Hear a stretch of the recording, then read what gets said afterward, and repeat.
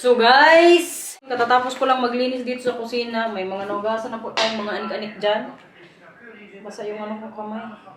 Ngati na naman kay nagugas na ako ng mga pinggan dyan or yung kailangan lang imano-mano.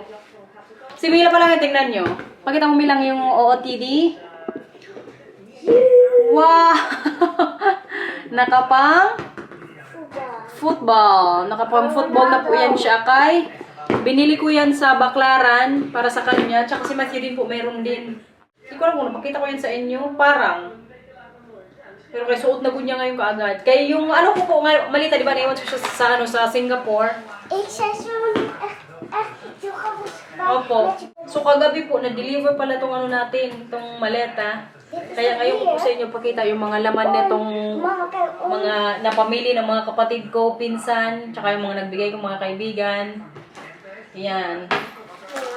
Tingnan nyo guys, kung gaano kadami na naman mga dinala mga pa-cupcakes. Uy, wag mo ano yun yan. Opo. Opo. Ang nangunguna syempre ang Bear Brand. Actually, kaninang umaga, nag-inom na ako. Sa baba talaga siya dumaan. Halika nga dito, kiss kita kay kaswit mo. Kiss ka ni mama.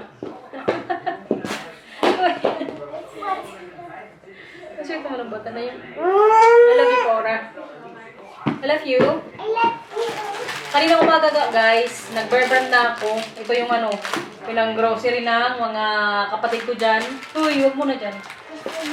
Oo, for me? Thank you. Dito ko muna ilagay, okay? Nandito pala yung stuffed toys din na binili ko para sa kanila. Kay Mila ko yung Pokemon naman, andun po kay anong kuya. Nagsisiguro ako na hindi, madami po yung binili ko.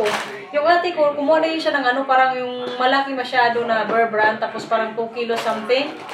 Nandito para kay no Matthew. Okay na yan. Kaso, ang ginawa ko po, binalik ko. Kasi alam niyo kung bakit? Nahiyak kasi ako, baka mamaya mahal yung bayaran nilang ano, 3. Kaya 3 sila kasi nagati-ate eh. Ay, 3 ba? Or 4? Si Lito, Terma, si Tilaika. Ay, yung isa kasi sa Timadel, ano, separate naman yun sa kanya. So, 3 sila nagati-ate. Mahiyak pa rin kasi ako guys, kahit mga kapatid ko pa yan. Yung pinsan ko nga din, kadami din nilagay niya sa cart niya nung nag-grocery kami. Kadami ko rin ano, kinuha, binalik sa ano. Sabi ko, hindi na yan kailangan, wag na yan, wag na yan. Pero kay kadami pa rin po talaga ng mga nadala ko.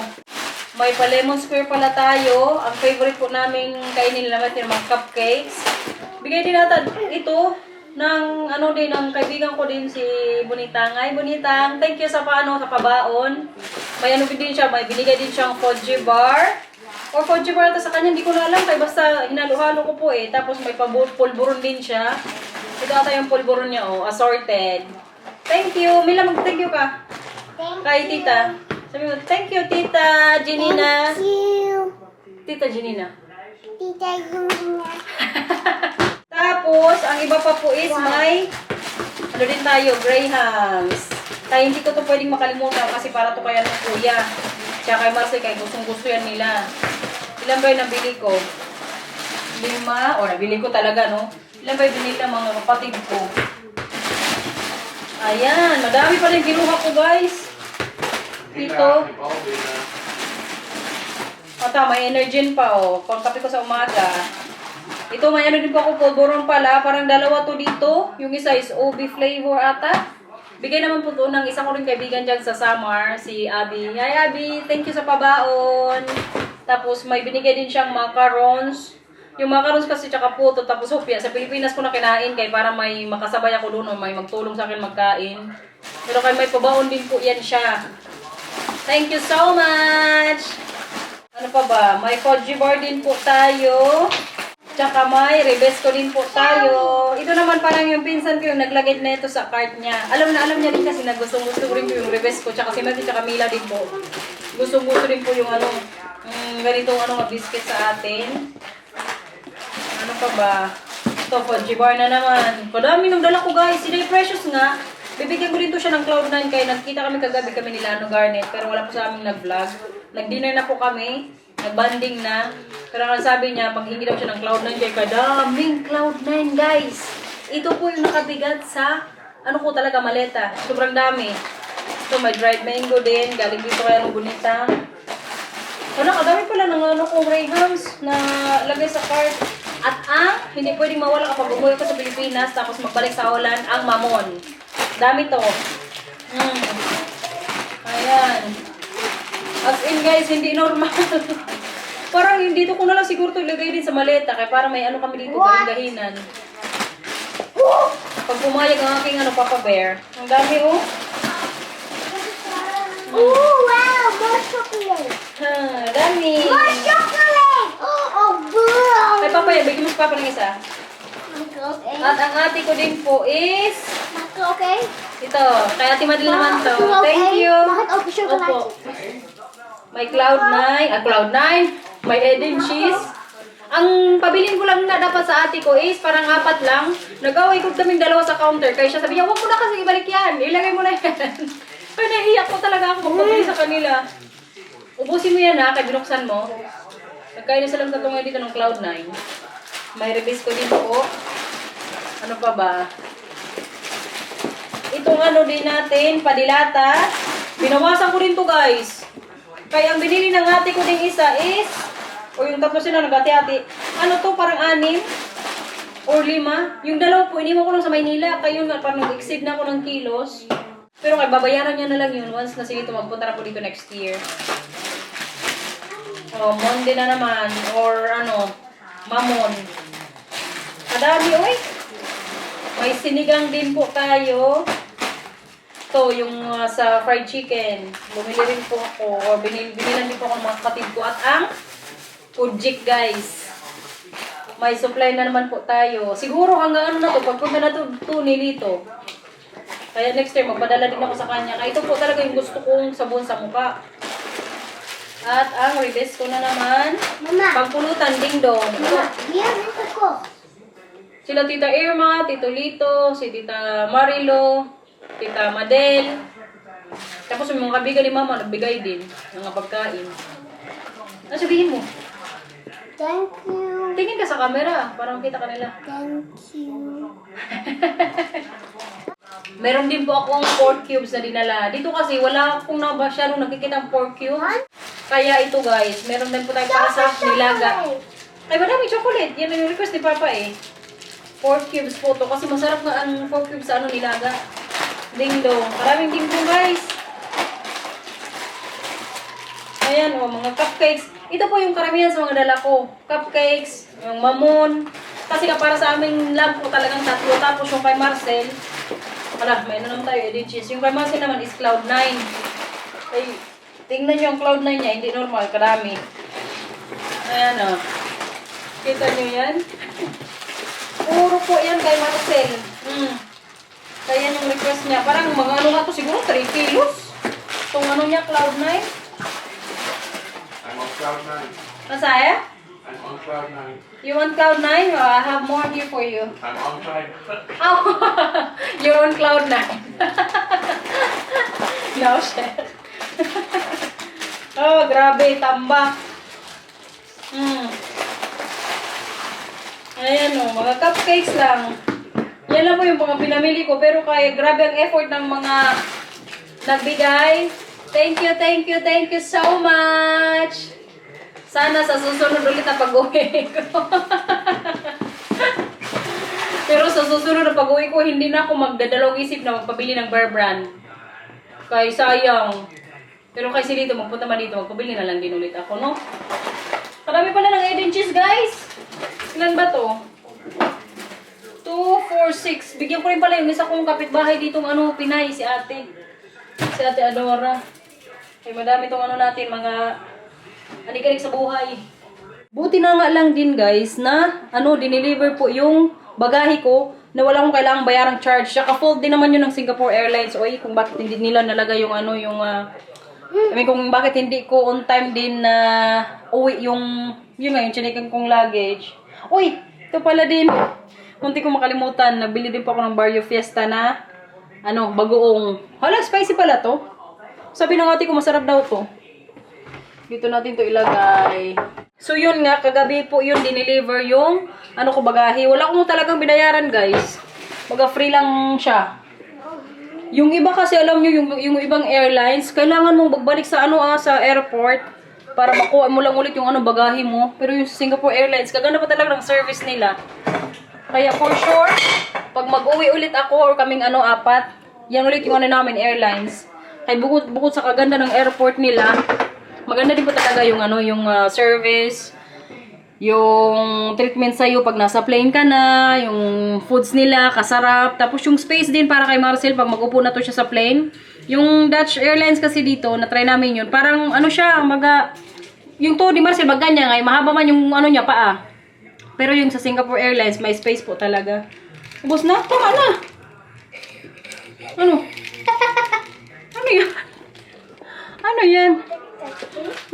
Damit ko bolong. Kalaki pa ng damit niya guys. Oh, pero kahit gusto nga niya isuot. Paano si Ronaldo mag-ano? Ay, sorry pa, Ura. Sorry. Kasi sorry po. Paano si Ronaldo?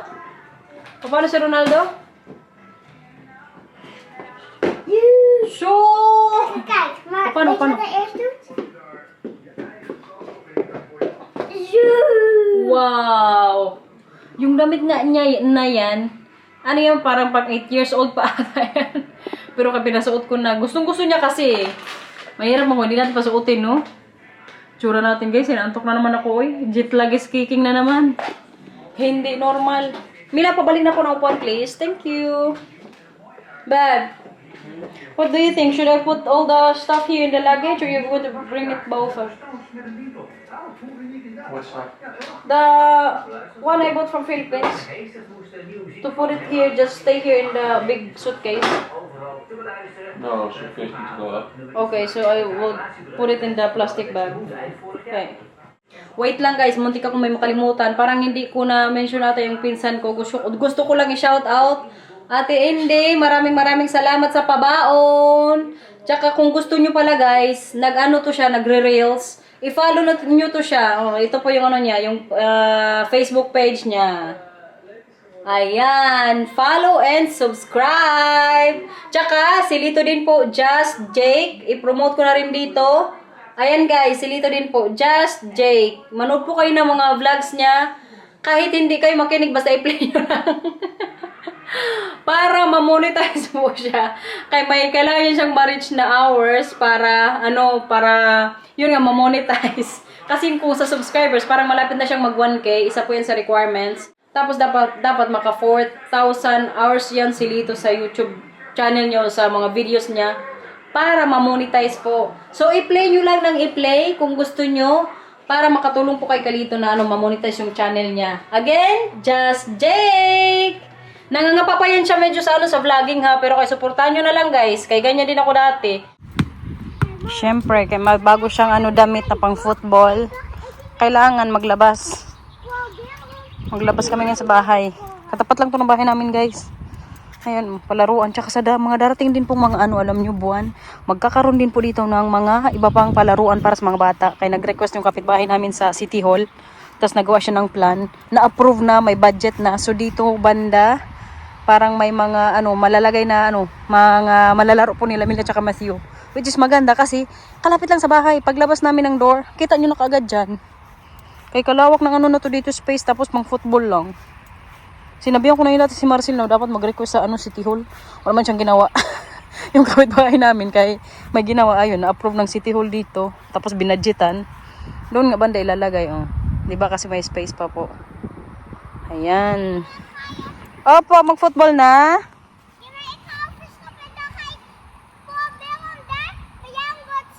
Okay. Sipa. Sipa, paano magsipa si Ronaldo? Oh, grabe ka galing. Isa pa. Wow! 2,000 years later. Mag-ano ka na, nak? Mag-melt na? Ha? Okay. Nauna na naman kami dito ni Mila kay si Kuya andun po, tulog pa. Si Marcel naman andun na sa bed. Nakahiga pa kay natin siya ng Matthew. Bakasyon din kasi kaya si Kuya paumok. Alam nyo ba, magisingin si Matthew minsan mga alas 9 na. One time nga, siguro ngayong linggo, nung pumasok ako sa office, magalis ako dito sa bahay, pag hindi 8:30, 8:40. Pero nung tulog pa siya, sabi ko magalis ako mga 8:40 kaya baka magising na yun. Hanggang sa nagalis na po ako, tulog pa rin siya. Pero kaya nung punta lang ako sa Benya, hinag ko siya, kimiss ko siya. Tapos sabi ko, Marcel, sabihin na lang na nagbabay nga ako sa ano sa kanya. Ngayon, andun sa taas, tulog pa din guys. Anong oras na ba? Alas 9 na dito, 9:05. Pero kay ano ng tulog ni kuya, kasarap. Nag-ano na ko siya, naglalamaw. Good luck na lang kapag may pasok na naman silang dalawa ni Anumila kay kailangan on time silang mag-gising. Pero paggabi din kasi, ngayong bakasyon sila, late na namin sila pinapapunta sa bed, like 9 p.m. Doon yan sila magtambay sa namin, sa higaan namin, sa bed namin ni Marcel, mga alas 7 niya, nakit na kami. Tapos doon yan namin sila pag-iPad, kasi kami naman ni Marcel, manood kami niya ng balita. Tapos mga 9 yan, sabihin na namin sa kanila, magpunta na sa nila kwarto. Pero si Mila po, doon din natutulog ngayon sa kwarto ni Matthew ilang linggo na, di ba Paura? Tabi kayo natutulog. Doon siya natutulog sa kwarto ni Matthew kay vacation nga. Kaya siguro din si Kuya Puyat, kaya nag-uusap pa po yan sila sa gabi. Kahit nandun na sila sa kwarto nila, pag nandun na sila sa kwarto ni Matthew, hindi man yan totally matulog ka agad eh. Siguro matulog din sila mga alas 10, baka mga 10:30 pa nga. Kaya hindi na po namin yan sila pinapakialaman. Once na nasa bed niya sila ni Matthew, basta matulog na lang kayo dyan. Kung gusto niyo mag-usap, mag-usap kayo. Alam nyo guys, nagsisi po talaga ako na hindi ko pinabili sa ate ko binalik ko yung bourbon na parang 2 kilo something. Kay, last na po itong gatas ko. Ilang araw pa lang ba ako dito? Parang 1 linggo pa lang pero ubos ng bourbon ko. Pasaway. Yung Energen ko naman is, ito na lang natira. Kaya halos twice a day ko ako mag-inom. Pag hindi bourbon, Energen.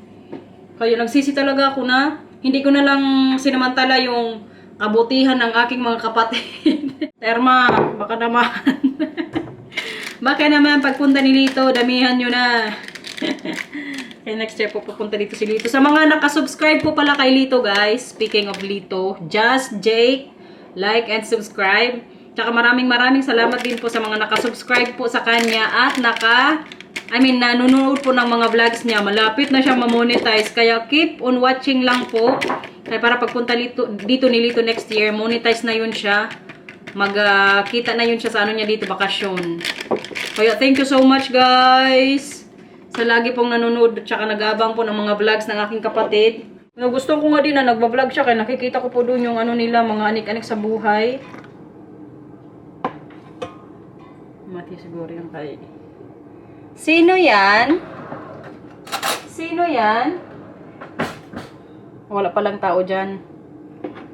Akala ko may tao kayo magtunog-tunog. Good morning! Kumusta ang tulog? Ang oras na mga 9:15 ata. Nagising ng ating kuya. Good morning, kuya. Good morning, kuya. Uy, kuya, kalaki na ni kuya. Kalaki na ng ating kuya. Uy, mag-toothbrush ka na dun. Si Mila nag-toothbrush na. Di ba yun sabi ni mama, pag nagising mag-toothbrush ka agad? Ha? Nagigigil naman ako sa'yo, Paura. Sinasanay ko yan sila ngayon na pagkagising, dapat ang unahing gawin mag-toothbrush. Kay malalaki na, may amoy-amoy na mga bunganga. Minsan ang makalimutan lang talaga is itong isa. Itong paggising lang. Yung isa ko naman, yung astig-astigan natin, very yan siya, attentive. May sinabi ako, gawin niya yan kaagad.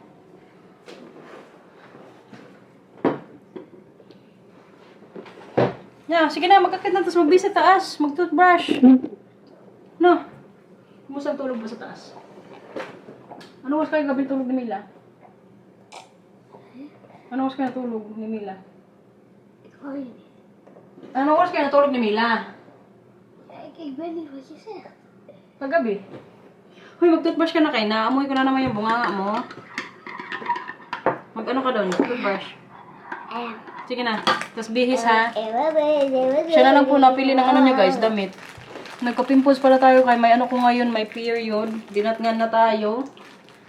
Pangalawang ko ngayon, araw.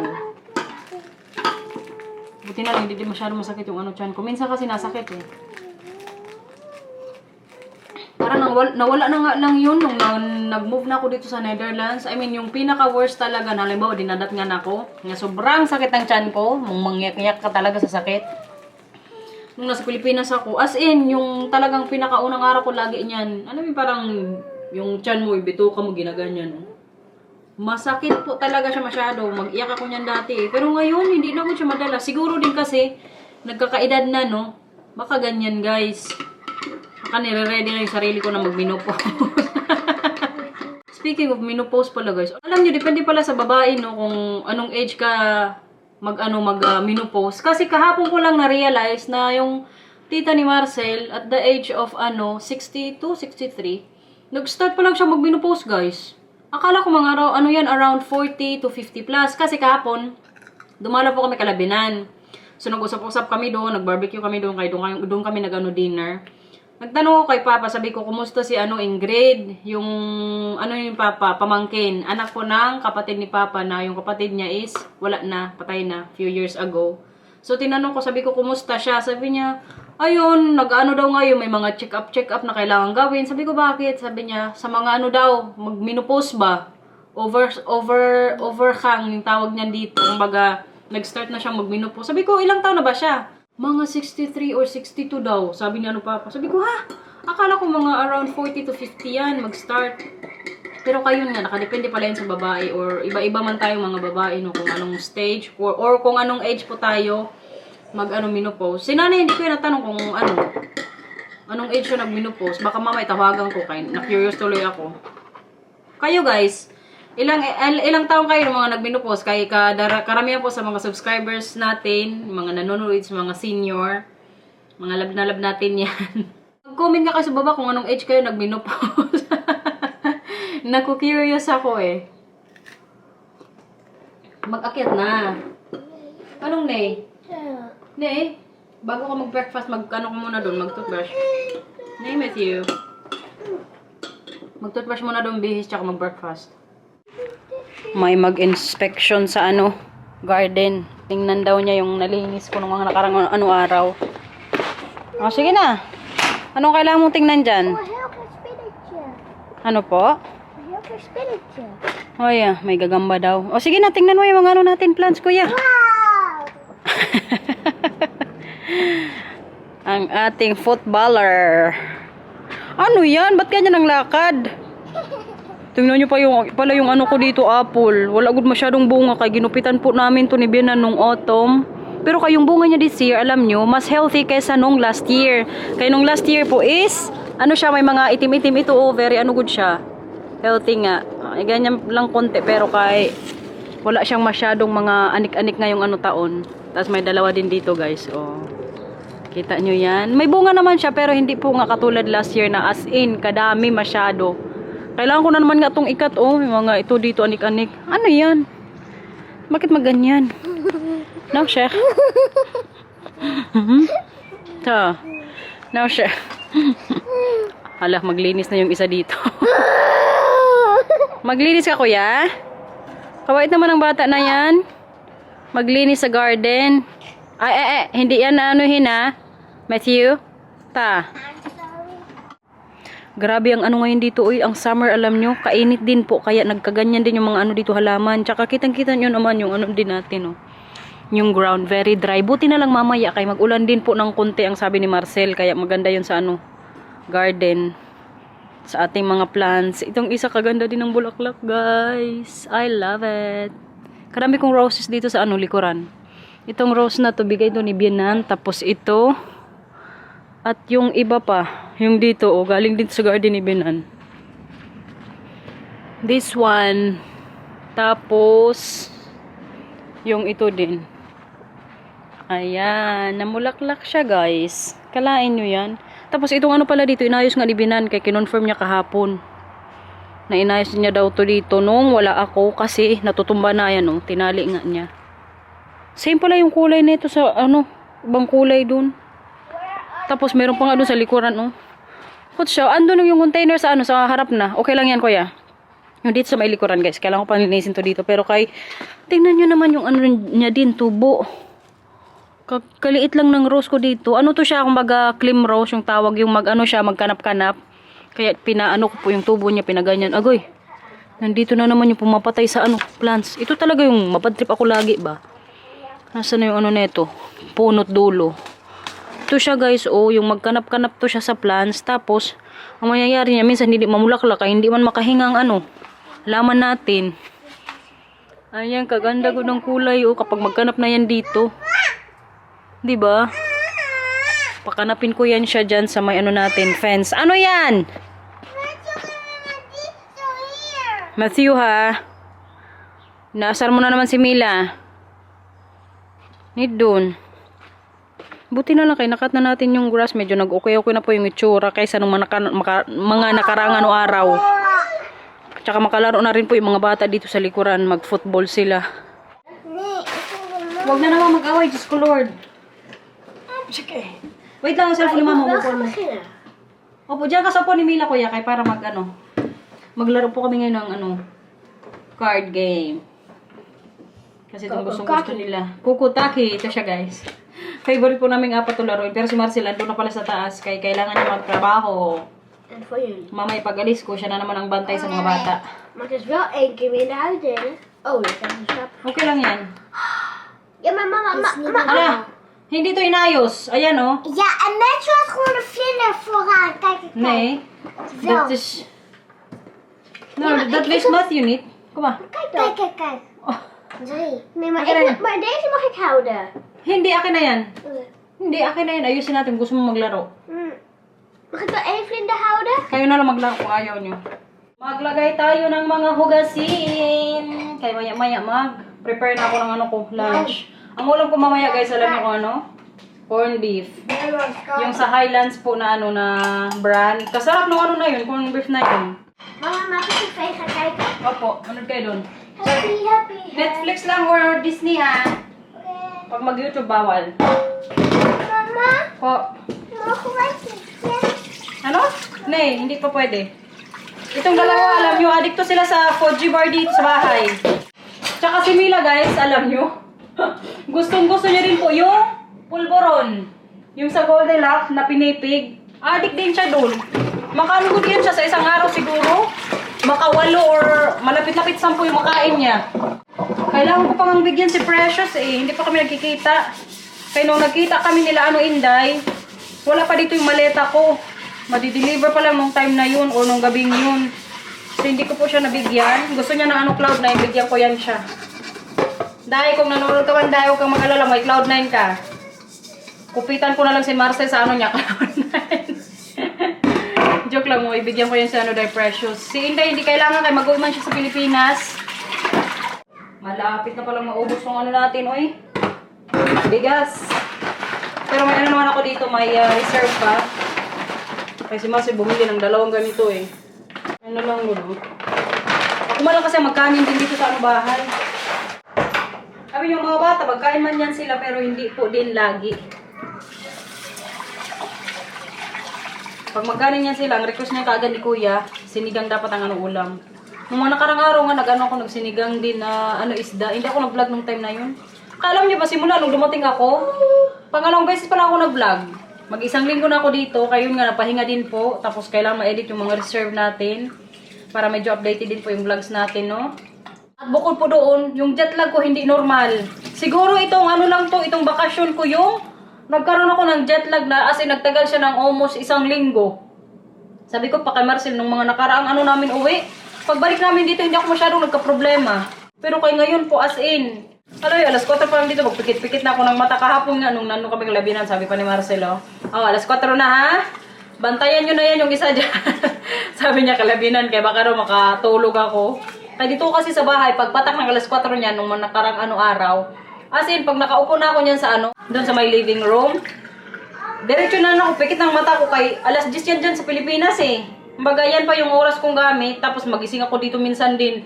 Mga alas 12 ng madaling araw guys.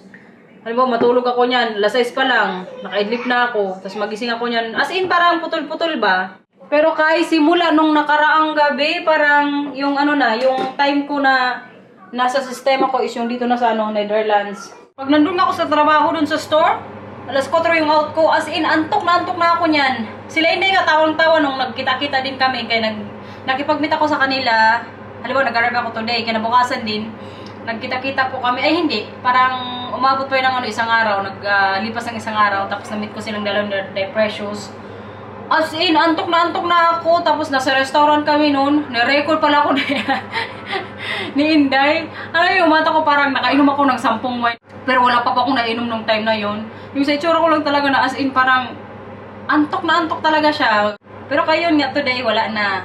Buti na lang din kay delikado kung magtagal pa masyado. Sabi kasi ni Marcel, 3 to 5 days ata or 4 days lang dapat magtagal yung jet lag. Pero nilawanan ko rin po yun ha. Kaya ginagawa ko rin po ng mga nakaraang araw. Pagkatapos namin mag-dinner, maglabas kami ng mga bata, bisikleta ko yan sila, tapos palaruin. Para yung time nga, medyo hindi din ako masyadong magtambay-tambay na naman dito sa bangko pagkatapos namin mag-dinner. Kay, baka antukin lang ako. So, yung ginagawa ko ngayon, ilabas ko yan silang dalawa, palaruin ko. Kaya pag nasa labas, at least medyo active po tayo. So, yung din oras is lumilipas na hindi ako din masyadong inaantok. Kaya simula nung mga nakarang, siguro pang 2 nights na yung kagabi na pick up ko na po yung dito oras.